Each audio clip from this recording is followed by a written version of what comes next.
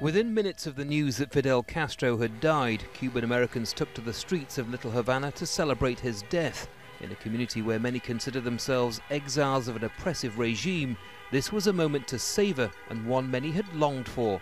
In the cradle of Miami's Cuban American neighborhood, there was only jubilation that a man who'd cast such a long shadow over this city is finally gone. We have seen thousands of young people, the sons and the daughters of people that were hurt by Fidel Castro. So what this means is that this is a new era in Cuba. For Cuban Americans, Fidel Castro is considered a tyrant, someone who reshaped South Florida as hundreds of thousands of Cubans made their way to the US for a better life.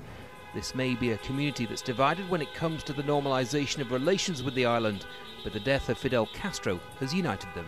It means freedom. If it means freedom to our country, it means freedom to our people, it means freedom to our generations from today, it means freedom to our generations for tomorrow. What a disaster this man has been, Fidel Castro. The oppression of my parents, of many thousands of others that have lost everything to him. For many here, this is not so much the celebration of the death of one man, but what they hope will be the beginning of the end of a dictatorship.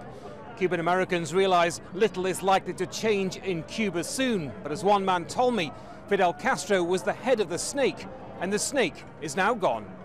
Florida Senator Marco Rubio's statement and tweets will reverberate with many here.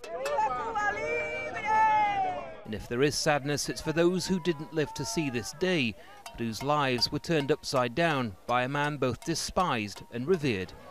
Andy Gallagher, Al Jazeera, Little Havana, Miami, Florida.